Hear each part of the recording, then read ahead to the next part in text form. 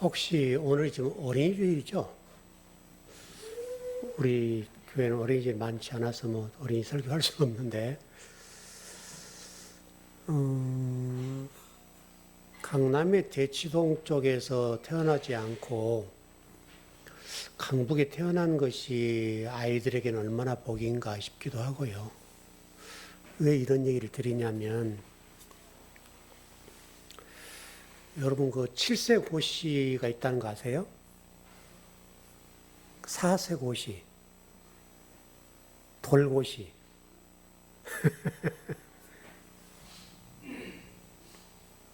대치동에 7살 된 아이들이 학원을 들어가기 위해서 다른 학원에서 공부하고 실력을 쌓아서 들어가야 된다는 거예요. 이게 7세 고시, 4세 고시, 지금은 이제 이제 만 1살 되기 전 그놈 아이들이 말도 못하는데 그 고시를 보고 들어가야 된다는 거예요. 이 미친 짓이잖아요. 근데 이제 놀라운 것은 이 아이들이 성장 발육에 따라서 교육이 진행되지 않기 때문에 정신과 문제가 생긴다는 거예요. 그래서 대치동에 어린이 정신과가 그렇게 많이 생긴대요. 얘들을 죽이는 거죠, 죽이는 거. 우리 주아 같은 경우는 여러분 한글을 다 안 깨닫고 학교 갔거든요. 다니면서 간판에 있는 글씨들, 요거는 뭐다 이렇게 이제 그냥 통으로 외우는 훈련을 하고 간 거예요. 처음에 가서는 좀 헤맸죠. 근데 지금은 뭐 수학도 그렇고 국어도 그렇고 거의 다 만점 맞아와요. 학원 다니는 애들보다도 훨씬 잘한단 말이죠. 그러니까 꼭 애들을 학원에 보내서 애들로 하여금 이 학원 저 학원 몇 개 학원을 돌리고 뛰게 해서 애들에게 유익한가. 공부라고 하는 것은 평생 공부하는 거 아니에요? 대치동 그쪽 학원가 나와서 우리나라 좋은 대학을 나와서 성공한 사람들이 있습니다. 몇몇은 있어요. 근데 그 아이들에게 행복했냐고 물어보면 그런 아이들 거의 없어요. 엄마가 시켜서. 자기들은 그렇게 공부 안 했으면서 왜 애들한테 그렇게 공부를 시킬까요? 참 답답한 일이죠. 하여튼 뭐 그런 거는 약간 관두고 우리들 얘기니까 우리들 얘기를 하자고요. 제가 토라를 공부할 때 여러분들에게 이런 얘기를 좀 드렸습니다. 창세기, 출애굽기, 레위기, 민수기, 신명기 이렇게 가는데 신명기는 광야에서 난 이 세대들이 가나안 땅 들어간 사람들인데 이 사람들에게 대책임질의 교육, 토라의 교육을 대책임질 시켜서 들여보냈다. 이런 뉘앙스의 공부를 했었죠. 그러니까 신명기라고 하는 말씀은 대책임질하는 말씀이에요. 저는 이게 하나님께서 성경 말씀을 통해서 우리들에게 굉장히 중요한 가르침을 주셨다고 저는 봐요. 대책임질. 그러니까 하나님 말씀에 대해서 여러분들이 하나님 말씀 배우지 않습니까? 아, 오늘도 역시 목사님 열심히 공부하셨네. 그래서 깊이 있는 말씀 배우고 가네. 감사하지. 이렇게 이제 하고 돌아갈 수 있는데 이렇게 하고 돌아와서 끝이면 그 말씀은 내 말씀이 아니에요. 그래서 성경 묵상하라는 말씀이 있고 또 신명기에서는 대책임질해라는 말씀이 있는 것처럼 또 공부에서는 반복해라. 반복하고 반복해라. 계속 또 일만시하는 법칙. 이런 게 있지 않습니까? 그러니까 하나님 말씀을 배운다는 것은 중요한데 그 말씀이 내 말씀이 되기 위해서는 그 말씀을 묵상하고 되새김질하고 그게 내 뼈에 딱 꽂혀야 돼요. 그게 내 말씀이에요. 요즘 여러분 그 지식 정보라고 하는 것이 어마어마하게 쏟아지잖아요. 근데 그 많은 지식과 정보들이 나에게 유익한 삶으로 인도하려고 하면 그 지식을 듣는 것으로 딱 끝나면요. 그건 아무것도 아니에요. 설령 공부를 해도 그렇고 책을 읽어도 그렇고 책을 읽는다 보자고요. 뭐 고전을 읽든 뭐 지금 뭐 베스트셀러를 읽든지 간에 쭉 읽는다 보자고요. 읽고 한 권 다 읽었네. 아무 의미 없어요. 시간 조금 지나면 다 잊어버려요. 근데 그 말씀들 속에서 읽었던 내용들 가운데 중요한 것들 그날 묵상해보고 되새김질해보고 또 생각하고 그게 뭔가 나의 삶에 어떻게 적용해볼까? 이런 생각들을 쭉 하면서 책을 읽고 또 글도 써보고 또 글을 잘 정리해보고 이렇게 해서 책을 읽든지 공부를 하든지 해야 내 것이 되지. 그렇지 않으면 아무리 많은 정보와 지식이 쏟아진다 할지라도 그것은 아무것도 아닌 거예요. 근데 지금 시대가 깊은 지식을 가진 사람들이 많지 않고요. 그냥 수박 겉핥기식으로 그냥 순간 들었던 어떤 정보, 지식, 이 정도 수준에 머물러 버려요. 그것을 내가 소화해서 나에게 적용시키고 그것이 나로 하여금 다시 나오면 새끼를 낳는 거잖아요. 그러면 그게 굉장하게 나에게 능력이 되고 내 삶을 유익하게 만들어줘요. 근데 요즘 세상은 그러질 않아요. 여러분 오늘 본문을 봐봐요. 오늘 본문 재밌는 본문이에요. 지금 여러분 눈먼 자, 눈을 멀었던 사람이 눈을 뜬 사람이지 않습니까? 그 사람과 지금 유대인들이 논쟁하는 장면이에요. 여러분 유대인과 바리새인들과 이 눈먼 자에서 눈이 뜬 자와 지식적인 측면 논쟁이 가능하겠어요? 게임이 안 되겠죠. 왜냐하면 유대인과 바리새인들은 성경 학자들이에요. 교사들이에요. 성경을 능통하게 아는 사람들이라고 말이에요. 그 당시 그래도 지식인들이에요. 상당히 높은 수준에 있는 지식인들인데 그 지식인들과 눈을 뜬 자와의 논쟁거리는 여러분 게임이 이미 안 되는 거예요. 그런데 여러분 오늘 성경은 거기에 대해서 다른 이야기를 해요. 눈 멀었던 사람과 유대인들이 논쟁을 하는데 누가 이기냐면 눈을 뜬 자가 이겨요. 어떻든 간에 눈을 멀었다 눈을 뜬 사람이 언제 기독교의 진리에 대해서 터득했는지를 몰라요. 성경이 나오지 않으니까. 그러니까 쉽게 설명하면 제가 아까 모두에 말씀드렸던 그 얘기예요.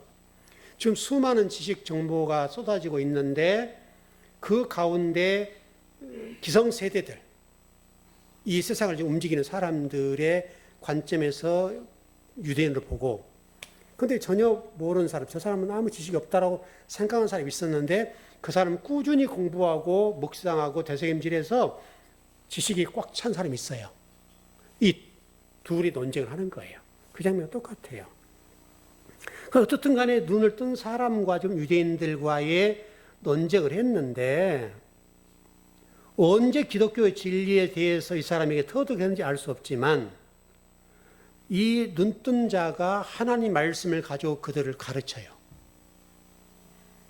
유대인들을요. 감히 예수님을 죽이려고 하는 그 유대인들과 바리새인들에 대해서 이 사람이 성경을 가르친단 말이죠. 여러분 뭐가 이상하지 않아요, 여러분? 그래서 여러분 성경을 봐봐요. 뭐라고 되어 있어요? 하나님이 죄인들의 말은 듣지 않는다. 이게 지금 눈을 떴던 사람이 얘기를 하는데 유대인들이 듣고 있는 거예요, 지금. 쉽게 설명하면 이 말 어떤 말이냐면 하나님은 의인의 말은 듣는다는 거예요, 지금. 그러면서 이 눈을 뜬 사람이 예수님이 자기를 고쳐줬다는 사실은 모르죠. 그리고 예수님과 이게 헤어졌기 때문에 실로암 목가에 가서 씻어라라고 한 다음에 예수님 따라한 게 아니잖아요. 씻어라 하고 있으면 다른 데 가셔버렸어요. 그러니까 눈을 뜬 사람 예수님이 누군지를 몰라요. 그냥 선지자인가? 모른단 말이죠. 그런데 지금 이 사람이 유대인들에 대해서 뭐라고 얘기하는가 하면 어떻게 죄인이 나의 눈을 고쳐줄 수 있겠냐. 그들이 지금 죄인이라고 하니까 예수님에 대해서 어떻게 죄인 된 그 사람이 나는 어떤 사람이 모르는데 그 사람이 내 눈을 고쳐줄 수 있겠는가. 이렇게 지금 반문하는 거예요. 다시 얘기하면 이 사람은 지금 예수님이 누군지는 모르나 예수님은 의인이라, 의인. 의인이라고 하는 것을 지금 얘기하는 거예요. 그리고 그 뒤에 보니까 뭐라고 되어 있어요? 경건하여 그의 뜻대로 행하는 자의 말은 들으신 줄을 우리가 아나이다. 유대인과 지금 논쟁에서 지금 꼼짝 못하게 해요. 눈물었던 사람이. 유대인들이 지금 당하고 있는 거예요. 좀 이 말을 간단하게 얘기하면 오늘 좀 내용이 좀 많아서 간단하게 정리를 할게요. 지금 경건하여라고 하는 말씀이 나오잖아요. 이 말은 지금 번역이 지금 그렇게 됐습니다만은 영과 진리로 예비하는 자, 이 말이에요. 제가 헬라어 말씀 안 드리겠는데 지금 전혀 예수 믿어 모르는 사람이고 진리에 대해서 모르는 사람이었는데 갑자기 지금 진리를 가지고 유대인들과 논쟁을 하는데 유대인들이 할 말이 없는 거예요. 꼼짝 못하게 해버려요. 그 장면이고요. 자, 32절 한번 봐봐요. 같이 한번요. 시작. 창세 이후로 맹인으로 난 자의 눈을 뜨게 하였던 말을 듣지 못하였으니 여기 지금 구약 성경의 말씀을 보면 창세 이후니까 구약 성경이죠. 눈 먼 자가 눈 뜬 기사를 본 적이 없다. 근데 여러분 성경은 이 부분이 조금 나와요. 이사야서 29장을 한번 가봐요.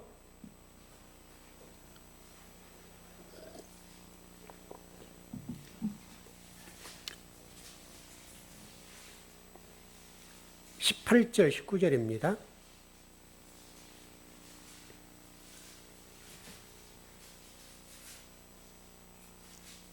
이사야서 29장 18절 19절입니다.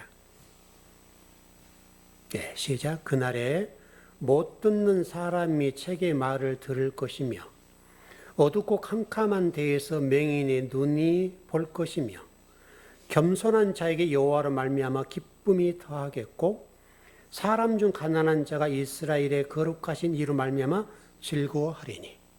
35장 5절 6절 한번 가봐요.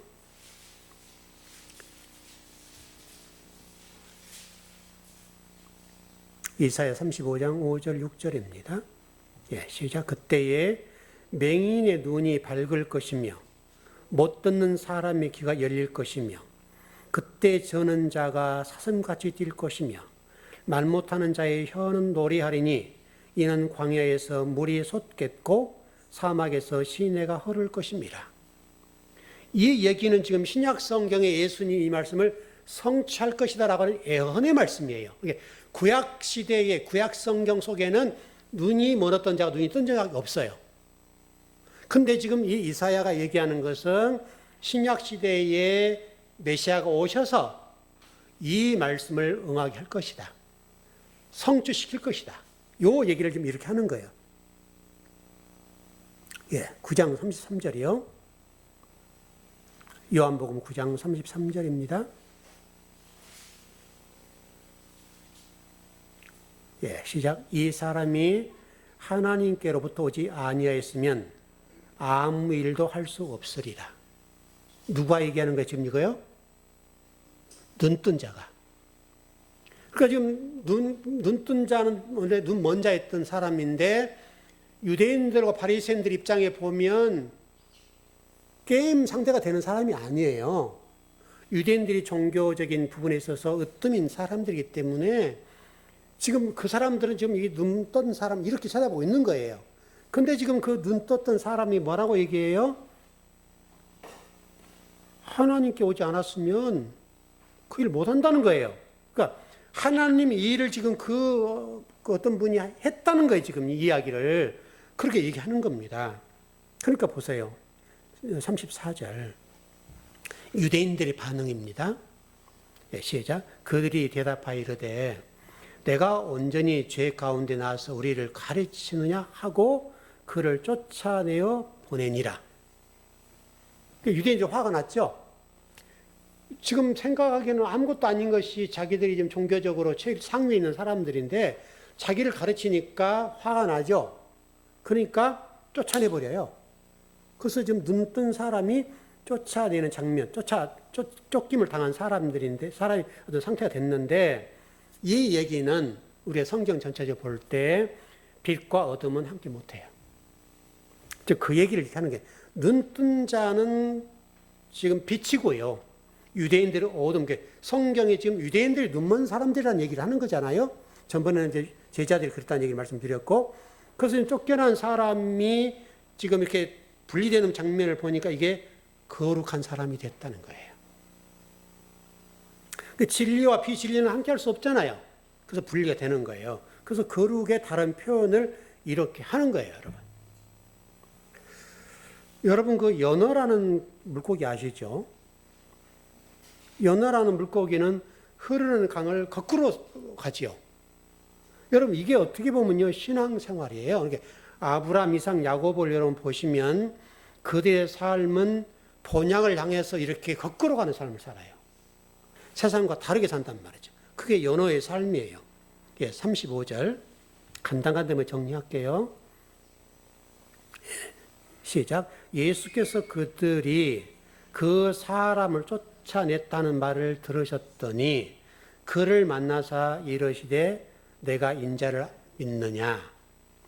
마치 이 장면은 지금 베드로와 예수님과 관계 속에서 너희들은 나 누구라 그러니 제자들과 관계 그렇지 않습니까? 바로 그 장면과 똑같은 건데 지금 눈이 멀어서 눈 뜬 사람이 지금 유대인들의 쫓김을 당하고 쫓아냄을 당하고 난 이후에 예수님이 그 소식을 듣고 그를 만난 거죠.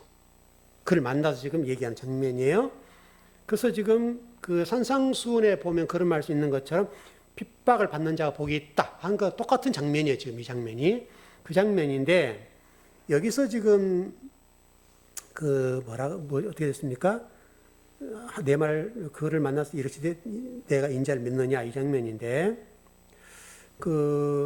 간단하게 정리를 해볼게요.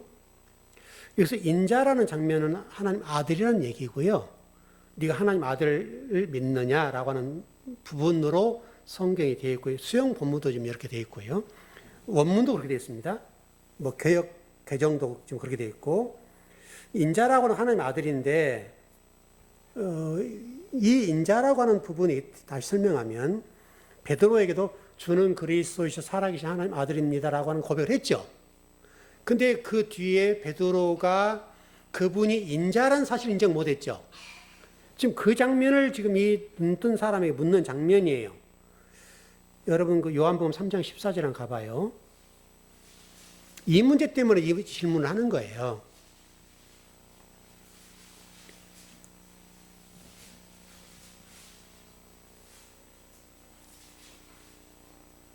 시작. 모세가 광야에서 뱀을 든 것 같이 인자도 들려야 하리니. 지금 예수님이 직접적으로 지금 쫓겨난 사람에게 와서 묻는 게 뭐냐면 너 내가 십자가에 죽는다는 것 아니? 요즘은 지금 하는 거예요. 그래서 들린다는 말, 죽는다는 말이라고 말씀드렸죠, 여러분. 요한복음 8장 28절 한번 가봐요.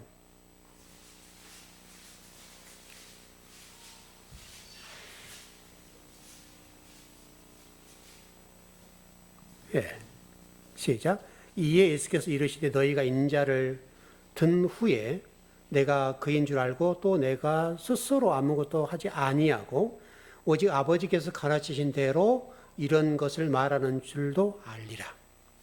인자가 든 후에, 인자가 죽은 후에, 예수님 죽으신 다음에 너희들이 제대로 알게 될 것이다. 여러분, 우리 그런 거죠. 부모라는 분이 계시는데 부모님이 살아계실 때는 잘 모르죠. 그분이 돌아가시면 그때 이제 땅을 치고 후회하는 장면, 마치 그런 장면 똑같은 거예요. 요한복음 12장 32절, 33절, 34절까지 볼게요.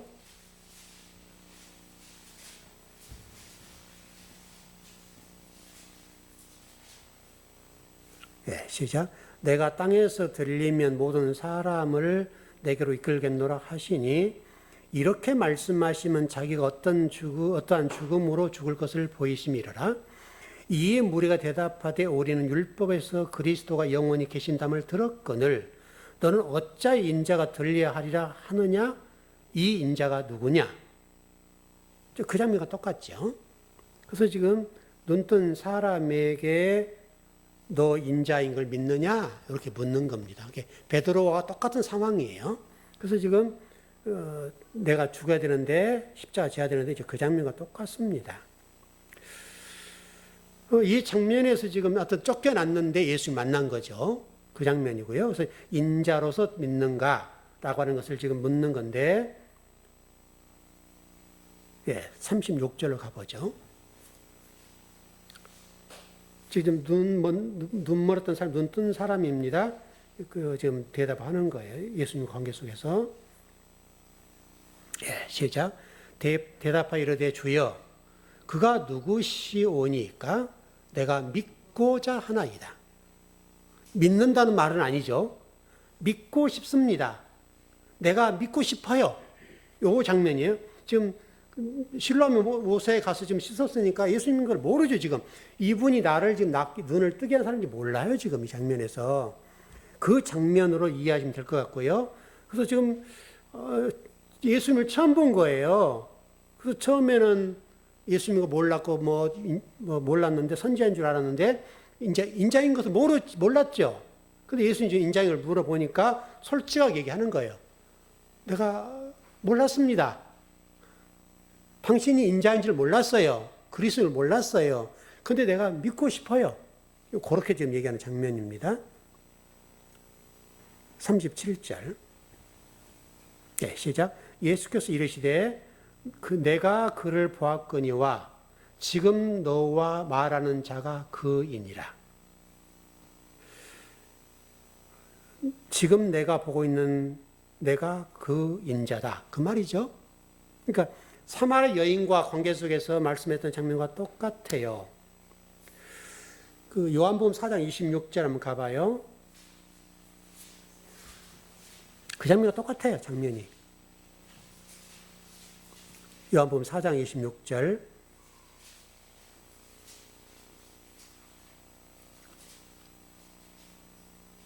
시작. 예수께서 이르시되 내게 말하는 내가 그라 하시니라.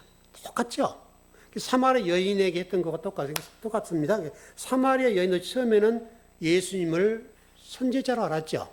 선지자 알았고 나중에는 내가 그니라 해가지고 인자로 아는 장면과 똑같은 지금 이 눈뜬 사람과 똑같아요. 이 과정을 거쳐 간다는 게 신앙의 생활이라는 것이. 저희도 다 그렇지 않습니까, 여러분? 욥도 그렇고 똑같은 그런 신앙의 전체를 밟아가더라는 거예요. 지금 그렇게 보시면 될 것 같고요. 38절. 이제 좀 분위기가 바뀌죠. 시작. 이르되 주여 내가 믿나이다 하고 절하는지라. 지금 눈뜬 사람이 인자로서 그리스도를 믿게 되었다라는 신앙 고백이죠. 이 말이 뒤에서 절했다. 절했단 말이 여러분 이제 아이고 예수님 내가 이제 그분 인자인 줄 압니다. 당신 인자인 줄 알아요. 고백합니다. 신앙 고백합니다. 해가지고 절했다. 이렇게 지금 인사를 꾸벅였다. 이렇게 지금 이해하는 거죠. 절한 장면이 이 절하다는 단어가 예배하다라는 단어. 예배하다. 여러분 인사하는 게 아니에요, 여러분. 영과 진리로 예배합니다라고 하는 장면을 이렇게 표현을 했습니다. 번역이 조금 좀 그렇게 됐는데요. 원문에서는 절하다라는 단어로 되어 있지 않고 영과 진리로 예배하다. 예배합니다. 당신을 예배합니다. 이렇게 지금 고백하는 장면입니다. 자, 39절입니다. 시작. 예수께서 이르시되 내가 심판하러 이 세상에 왔으니 보지 못하는 자들은 보게 하고 보는 자들은 맹인이 되게 하려 함이라 하시니. 이게 지금 심판이죠. 예수께서 이르시되 내가 심판하러 이 세상에 왔다. 근데 심판은 사람들이 어떤 사람들인가 하면 보지 못하는 자에게는 보게 하는 것이 심판이고 보는 자들에게는 맹인이 되게 하는 것이 심판이라는 거예요. 이해되셨죠? 지금 그 장면, 그러니까 이 지금 우리 전체적인 내용으로 보면 눈을 멀었던 사람을 보게 하는 것이 심판이에요. 첫 번째. 그러나 유대인들은 본다고 했죠. 본다고 했던 사람을 보지 못하게 하는 것이 두 번째 심판이에요. 이 장면이에요. 지금 이 장면. 첫 번째 심판과 두 번째 심판을 지금 성경에서 설명하는 거예요. 그리고 이것이 예수님이 땅에 불을 던지러 왔다. 이 장면과 똑같은 내용입니다. 그러니까 심판과 구원이라고 하는 것은 동시에 이루어진다. 이렇게 볼 수 있고요. 그러니까 구원을 거꾸로 얘기하면 심판이 현재가 되는 거죠. 그러니까 제가 그렇게 언제 말씀드린 적이 있어요. 예배가 있으면 예배 가운데는 구원과 심판이 동시에 이루어진다. 교회 안이 그래요. 교회라고 하는 것이 심판과 구원이 동시에 이루어지는 장소예요. 그렇게 보시면 좋아요. 그러니까 지금 보지 못하는 자인 맹인에게는 보게 해서 심판하는 거고, 본다 하는 유대인들은 본다 하니 심판해서 못 보게 하는 거고, 그게 심판이라는 거예요. 그게 바리새인들이 관하는 것이기도 하고요. 바로 그 문제가 어떻게 보면 저주와 같은 것이죠. 그렇게 좀 정리가 되는 거고요. 자, 이사야 61장 1절 한번 보시죠.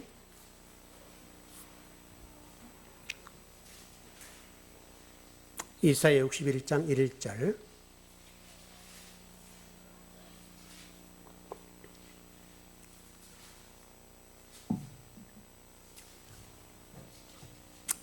예, 시작. 주 여호와의 영이 내게 내리셨으니 이는 여호와께서 내게 기름을 부으사 가난한 자에게 아름다운 소식을 전하게 하려 하심이라.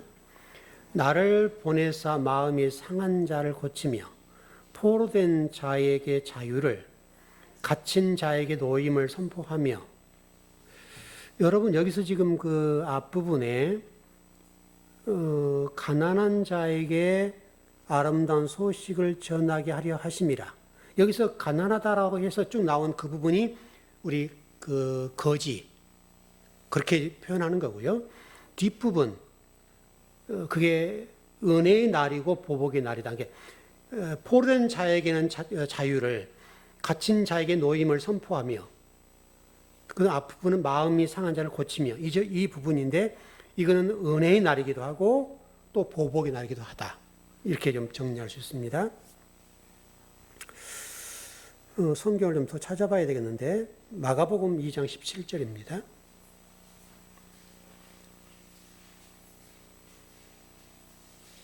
아까 그 유대인들에 관한 말씀과 똑같은 거예요.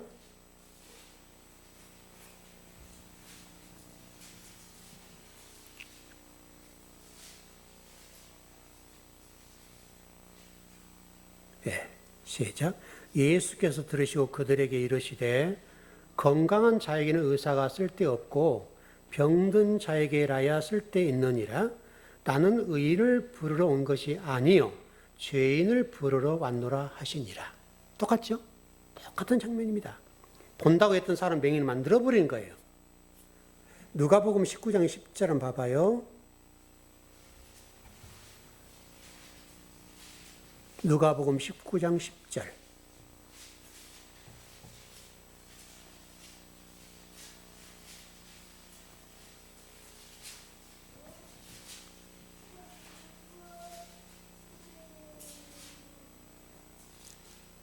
네, 시작. 인자가 온 것은 잃어버린 자를 찾아 구원하려 함이니라. 은혜라고 하는 게, 은혜를 위해서는 반드시 죄를 폭로하게 되죠. 죄를 폭로합니다. 그리고 빛과 어둠은 분리될 수밖에 없습니다. 분리됐다, 이게 어떤 개념? 추수 개념이에요. 알곡과 쭉정이 이걸 분리시켜버리는 거예요. 추수라고 하는 것은 알곡과 곡간에 저장하고 추수하는 것이죠. 그럼 쭉정이는 버리는 거예요. 이게 심판이에요. 그 분리입니다. 분리가 하나님과 내가 분리됐다, 이게 심판이에요. 여러분 제가 그 부분 많이 말씀을 드린 것 같고요. 어떻든 심판 없는 구원은 없어요. 바리새인들의 반응을 한번 보자고요. 9장 40절이네요. 요한복음 9장 40절.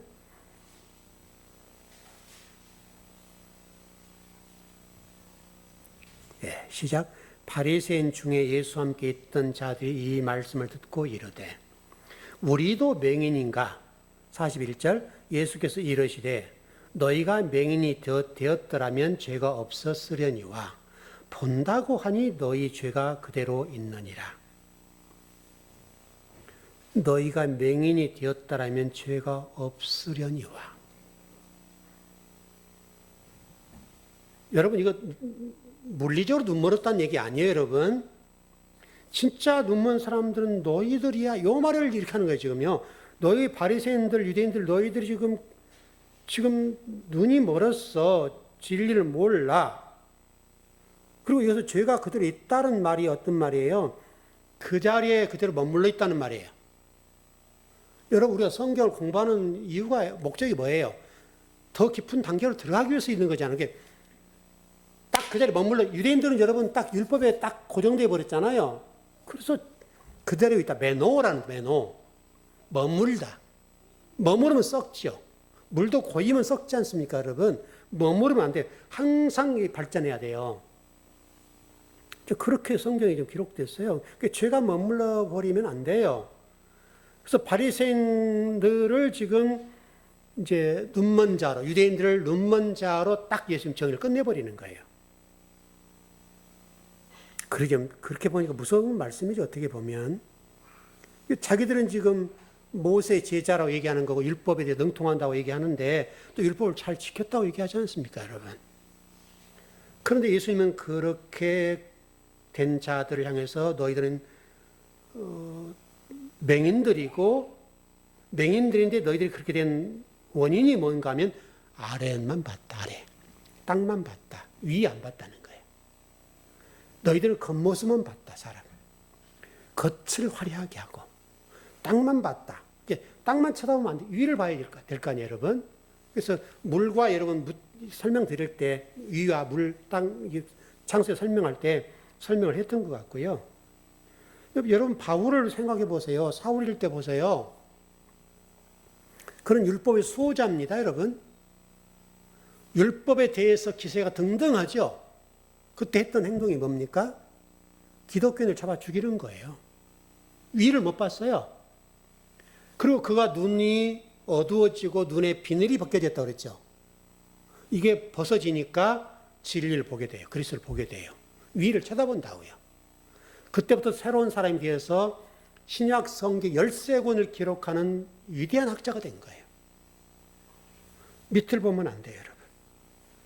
위를 봐야 돼요. 위를 쳐다보면 답이 나와요. 근데 바리새인들처럼 밑만 보면, 그래서 우리가 인생을 살 때 똑같지 않습니까? 5년 후, 10년 후, 15년, 20년의 이 후를 생각하고 사는 사람과 앞만 보면 당장은 좋죠. 똑같은 원리예요, 여러분. 그게 그렇게 정리가 되어 있고요. 이스라엘 역사적으로 보더라도 여러분, 구약 성경의 이스라엘 첫 번째 왕이 사울이죠. 여러분 용모가 준수하고 잘생겼지 않습니까? 사람들의 인기가 많았습니다. 사울이 첫째 왕이 땅만 본 사람이에요. 둘째 왕이 다윗이죠. 다윗은 위를 보는 사람이에요. 그걸 이렇게 대조를 극명히 시켜놨습니까? 시켜놨다고요. 그래서 다윗을 통해서 하나님 나라를 만들어가요. 바로 그 문제예요, 여러분. 성경이 지금 그런 문제를 지금 다루고 있고요. 사울이 했던 바울의 문제도 좀 그렇고요. 근데 그런 이야기를 쭉 성경이 해 나가고 있습니다. 그래서 여러분 오늘 좀 정리를 해보자면, 여러분들 어찌하든지 간에 제가 모두 말씀드렸던 대로 하나님 말씀을 배우시는데 유대인들과 바리새인들처럼 그 자리에 머물지 마시고요. 배운 말씀 한 말씀이라도 계속해서 이렇게 우리 뼈에 새기고 그 말씀이 여러분께 돼야 돼요. 툭 하면 나와야 돼요. 그렇게 되는 단계가 돼버리면 어떻게 보면 성경에 대해서 상당히 능통한 자가 되는 거죠. 그럼 이 유익이 뭔가? 일단 여러분들이 성경 말씀을 알게 되면 천국에 대한 보장이 되고, 이거는 뭐 영적인 문제는 말할 것도 없고요. 성경을 제대로 이해하고 깨닫고 알게 되면 세상을 보는 데 있어서도 얼마나 유익한지 몰라요. 세상이 보이고 갈 길이 보이고 열리고 깨닫게도 이해되고 알아져요. 그냥 보여요. 왜? 성경에 수많은 인물과 수많은 사건들과 내용들이 존재하기 때문에 그것들을 다 우리가 이해하고 깨닫고 알게 되면 세상에 어떤 것과 대비하고 어떤 것과 경쟁해도 이길 수 있어요. 제가 그 아침에 설교 나오기 전에 세계에서 가장 부자가 누군가 쭉 한번 봐봤거든요.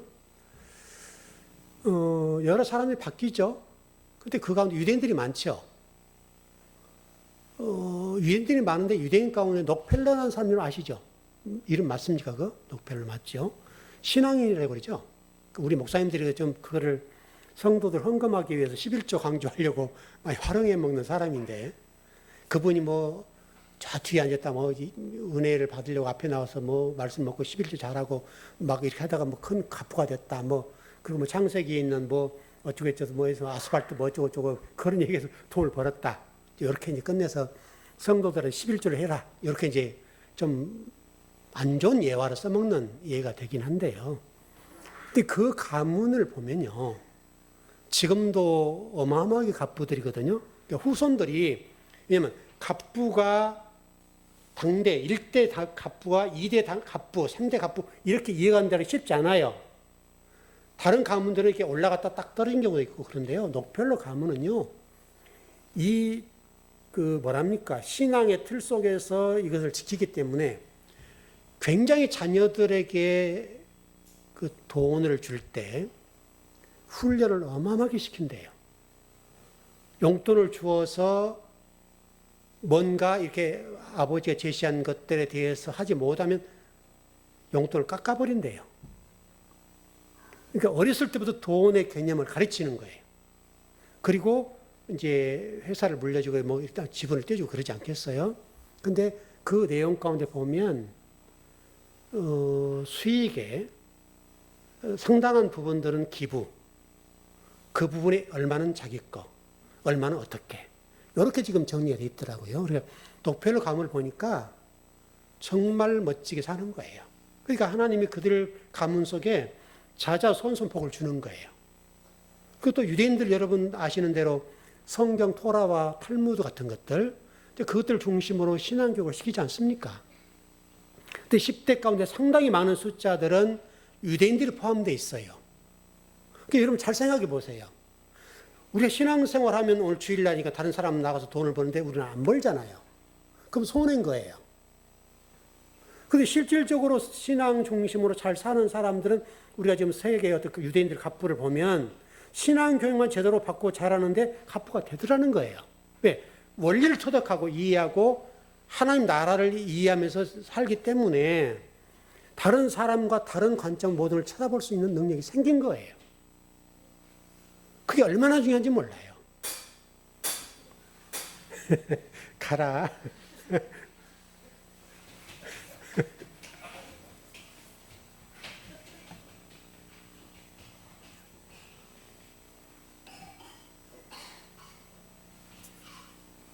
좀 정리를 해보겠습니다. 여러분, 여러분들이 한 사람이 신앙인으로 살아가면서요.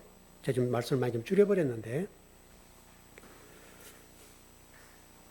오늘 눈먼자와 같은 심정으로 진리를 알려고 하고 깨닫고 또 묵상하고 그래서 터득해 나가고 그게 내 뼈에 새기고 그 말씀이 자연스럽게 내 삶 속에서 드러나고 그것이 능력이 되고 그것이 여러분의 자녀들에게 이렇게 유전되는 어떻게 보면 신앙이 대물림되고 복이 대물림되는 그런 멋진 삶을 살았으면 좋겠어요.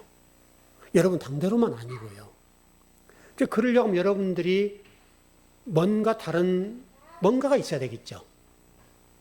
바로 이제 그 오늘 눈먼 사람이 점진적으로 인자라고 하는 고백하는 단계까지 올라가는 장면을 보는 것처럼 우리 단계도 계속 이렇게 올라가야 된단 말이죠. 올라가야 되는데 올라가서 그 단계에 이르면 주님과 내가 같은 위치에 서겠죠. 그럼 그분의 마음을 내가 이해하게 되고 깨닫게 되고 그분의 생각이 뭔가 2단계까지 올라가겠죠. 그럼 내가 하는 그것이 하나님 마음이 되는 거예요. 그 단계에 이르게 되면 여러분들이 복 달라 하지 않아도 하나님 복을 주실 거예요. 그러니까 이 신앙이 그래서 복인 거예요. 우리가 복을 위해서 신앙생활 하는 건 아니에요. 그러나 신앙생활을 열심히 하다 보면 하나님이 주시는 거예요. 지혜도 주시고 또 세상을 보는 눈도 주시고 사람도 보게 하고 사람 보면 여러분 대충 이해가 되는 부분이 생기잖아요. 그런 것처럼 정말 우리 즐거운교회 모든 성도들이 이제는 어떤 그런 측면에 좀 복을 받았으면 좋겠다. 우리 교회도 좀 복 좀 받아야 될 거 아니에요?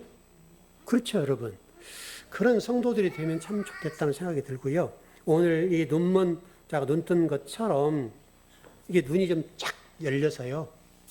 세상을 정확하게 읽고 볼 수 있는 그런 성도들이 됐으면 좋겠습니다.